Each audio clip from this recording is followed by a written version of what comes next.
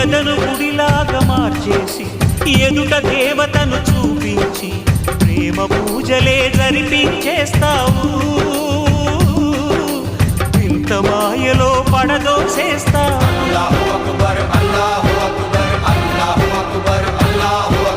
బ్రతుకు హారతిగా వెలిగించి వెతల పాత్రలో కరిగించి వెలుగు రేఖలను నిలువున కోస్తావు.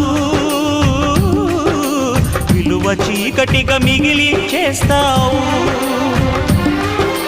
నిండు ప్రాణాలు కదిలిపోతుంటే కంటి నీటితో కాల్చేవు.